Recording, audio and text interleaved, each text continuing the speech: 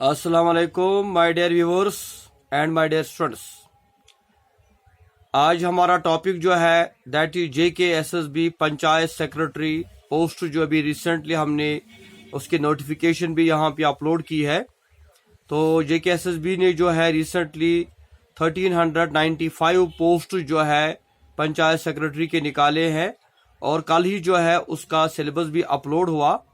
तो वो सिलेबस भी हमने यहाँ उसकी लिंक हमने ग्रुप नीचे दी है डिस्क्रिप्शन में, तो वहाँ पे आप उसको डाउनलोड कर सकते हैं। और साथ ही हमने JKSSB पंचायत सेक्रेटरी का एक व्हाट्सएप ग्रुप भी बनाया है, आप उस ग्रुप को भी ज्वाइन कर सकते हैं। इस ग्रुप पे आपको स्टडी मटेरियल के साथ साथ जितना भी इम्पोर्टेंट इंफॉर्मेशन होगा इस पोस्ट के रिगार्डिंग वो आपको मिलेगा। और साथ ही हमारे जो यूट्यूब के लेक्चर्स होंगे पंचायत सेक्रेटरी के रिगार्डिंग वो भी यहाँ पे आपको जो मिलेंगे, आप उनको भी यहाँ देख सकते हैं।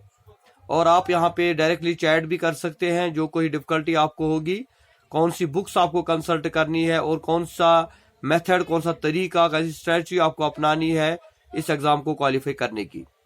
तो आज हम फर्स्ट यूनिट की बात करेंगे, general knowledge, general awareness with special reference of J&K UT। इसके यहाँ पे 20 मार्क्स दिए गए हैं और इसके अंदर जो टॉपिक्स है वो है 15। तो दैट मीन जो 15 टॉपिक्स दिए गए हैं, हर एक टॉपिक में 1 या 2 MCQ आएगा, क्योंकि ये MCQ का होगा। इसलिए पहले यूनिट को अगर आप पूरी तरह प्रिपेयर करते हैं, इसके जो 15 यूनिट टॉपिक्स है, तो उन 15 टॉपिक्स में आपको याद रखना है कि इसमें से 2-2 MCQs आपको आएंगे। इसलिए जब भी आप प्रिपरेशन करेंगे इस एग्जाम की और आप किसी टॉपिक को पढ़ेंगे, तो आपको याद रखना है कि अगर हम इस टॉपिक को पढ़ते हैं तो इस टॉपिक में हमारे 2 या 3 MCQ मैक्सिमम आ सकते हैं। तो इसलिए अक्सर बच्चे जो है वो अपना टाइम जो है काफी टाइम जाया करते हैं किसी एक टॉपिक को पढ़ने में, और जबकि हम बाद में देखते हैं कि वहां से 1 या 2 MCQ आता है। इसलिए हमें पूरी तरह से जितने भी 5 यहाँ पे अलग अलग टॉपिक्स दिए गए हैं, हर एक के 20, 15, 25 मार्क्स है, और फिर उसके अंदर जो सब टॉपिक्स है उसी हिसाब से उनको पढ़ना है। लेकिन मैं आपको एक बात बताऊं, जो यहाँ पे इन्होंने सिलेबस दिया है, तो ये सिलेबस जो है इसको आप आसान ना समझे। ये IAS और KS लेवल का सिलेबस है और ये इतना लंबा चौड़ा सिलेबस है कि अगर हम इसको डीपली स्टडी करेंगे, डीपली इसके ऊपर प्रिपरेशन करेंगे, तो 1 साल का टाइम कम से कम हमें चाहिए। क्योंकि यहाँ पे इंडिया, J&K का सारा हिस्ट्री, इकोनॉमी, पॉलिटी, जियोग्राफी जो है वो कवर हमारा होता है। और उसके बाद अगर इंग्लिश की हम बात करते हैं या जनरल इंटेलिजेंस की बात करते हैं या कंप्यूटर साइंस की बात करते हैं, तो उनके मुकाबले में पहला यूनिट जो है जिसको 20 मार्क्स दिए गए हैं, इसका सिलेबस बहुत ज्यादा है। लेकिन अब हम क्या करेंगे, हमें इसके लिए कुछ ट्रिक्स होती है जो हमें अपनानी है, जो हमें फॉलो करनी है, तब जाके हम इजिली जो है इस एग्जाम को क्वालिफाई कर सकते हैं।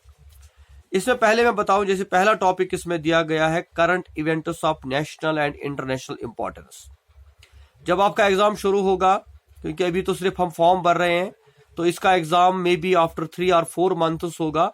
तो जितना भी टाइम आपको प्रिपरेशन के लिए मिलेगा, एग्जाम से पहले तक, एग्जाम के डेट आने तक, जितना भी नेशनल और इंटरनेशनल जो है करंट इवेंट्स जो होंगे वो हमें यहाँ पे जो है वो याद रखने चाहिए।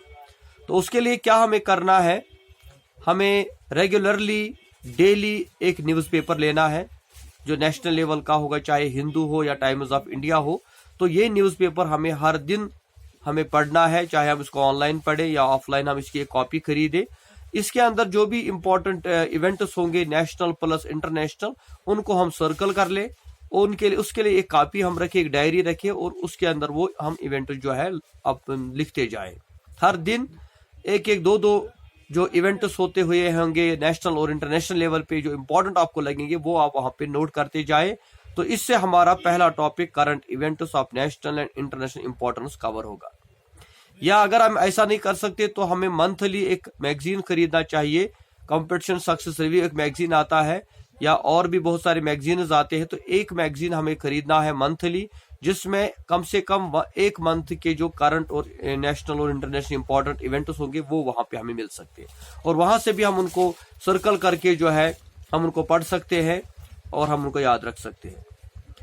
तो उसके बाद हमें ये भी याद रखना है कि जो करंट इवेंट्स होंगे नेशनल और इंटरनेशनल इंपॉर्टेंस, जिसके लिए हमें हर दिन न्यूज़पेपर पढ़ना है या मंथली एक मैगजीन लेना है, और वो भी 5-6 महीने तक। इसमें ये याद रखना है, इसमें से मुश्किल से 1 या 2 MCQs आएंगे। जैसा हमने प्रीवियस पेपर्स में देखा है कि जो करंट इवेंट्स का होता था, करंट इवेंट्स में से 1 या 2 MCQs आते हैं। तो इसके लिए हमें इतना इसके लिए प्रिपरेशन करना है। दूसरा इसमें टॉपिक दिया गया है political and physical divisions of India.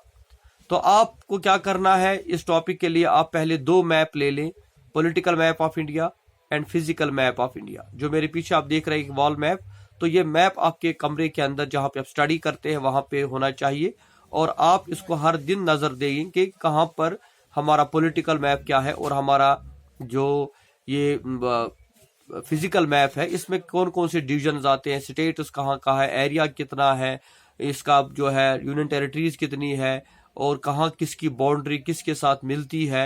J&K जो है इसकी बाउंड्री किस स्टेट के साथ मिलती है। कर्नाटक की बात करें, हरियाणा की बात करें, तो जितनी भी स्टेट्स है उसके बारे में सारा यहाँ पे इंफॉर्मेशन मिलेगा।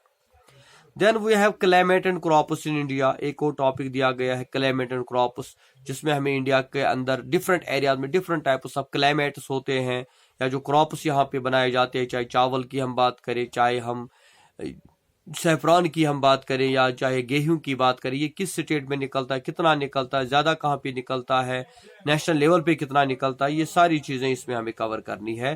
Then we have transport and communication, जिसमें हमारे जितने भी ये ट्रांसपोर्ट के मीन्स है, जैसे एयरवेज की बात करें, रेलवेज की बात करें, या ट्रांसपोर्ट की बात करें, रोड्स की बात करें, जो है पोस्ट ऑफिस की हम बात करें, ये सारी चीज इसमें कवर करनी है। Then we have census, demography, जो है डेमोग्राफी इंडिया की कैसी है, और जो सेंसस यहाँ पे हुआ था रिसेंटली उसको भी हमें पढ़ना है।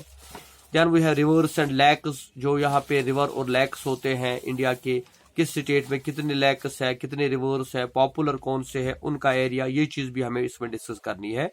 Then we have culture, Indian economy. तो ऐसे ऐसे मैंने आपको पहले ही बताया कि इंडियन इकोनॉमी की हम बात करें, इंडियन कल्चर और हेरिटेज की हम बात करें, तो हर एक टॉपिक के ऊपर जो है 4-4, 5-5 वीडियोस हमें बनाने पड़ेंगे इंशाल्लाह। तो इंडियन हिस्ट्री की हम बात करें, फ्रीडम मूवमेंट को हमें पढ़ना है। फिर इंडियन कॉन्स्टिट्यूशन की हम बात करें, वहां पे fundamental rights, preamble, fundamental duties, directive principle of state policy. Then science and technology, environment, ecology and biodiversity. Then taxation in India, direct and indirect tax. उसके बाद J&K UT की बात आती है, तो J&K UT जो है इसमें सिर्फ ये 2 टॉपिक्स दिए गए, एक टॉपिक है यहाँ पे।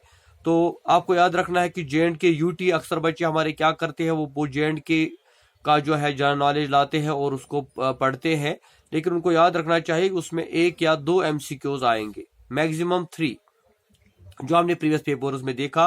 क्योंकि ये J&K का ज्यादा इसमें पोर्शन नहीं रखा गया है, मेन जो इसमें इंडिया का रखा गया है। और J&K में हिस्ट्री, इकोनॉमी, जियोग्राफी, जो है टूरिज्म डेस्टिनेशन, और J&K ऑर्गेनाइजेशन एक्ट 2019। देन वो है सेंट्रल रिस्पॉन्स स्कीम, मनरेगा वगैरह, या पंचायती राज। तो ये टोटल 15 सब टॉपिक्स है पहले यूनिट में, जिसमें 20 मार्क्स है।